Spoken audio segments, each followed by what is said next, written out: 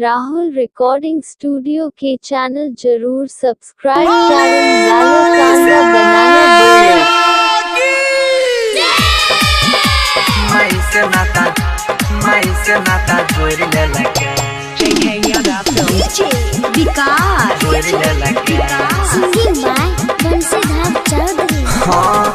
आइब गेलै दा सहारा हो भैया लाग छै मन भावन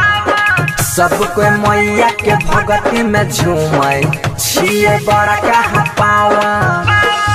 कोई चढ़ाबै अक्षत नरियल कोई कराबै पूजा नव दिन नव रात्रि में करे ने काम कोनो दूजा सब से मुँह मोड़ ले लगा माई से नाता जोड़ ले लगा या सन के या गोड़ ले लगा माई से नाता जोड़ ले लगा माई से नाता जोड़ ले लगा विकास जोड़ ले लगा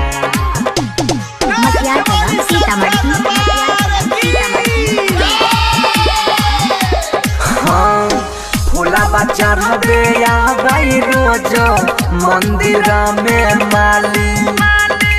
बड़ा निक लगे छै सजबै दिया पूजा के थाली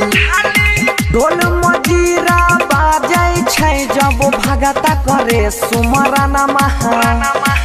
और जिला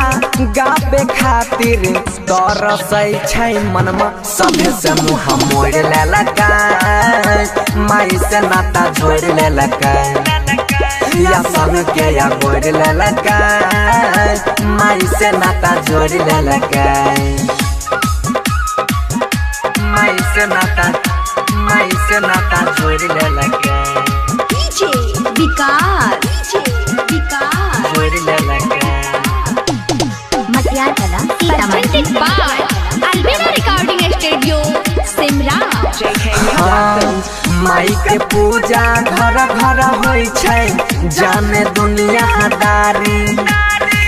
लाग छै दशहरा के मेला जग में बड़का भारी बंसीधर के गाना बजै छै मैया के पंडाल में राइटर गौरव पूजा करते भले कोनो हाल में सब से मुँह मोड़ ले लगा माई से नाता जोड़ ले लगा या सन के या गोड़ ले लगा माई से नाता जोड़ ले लगा।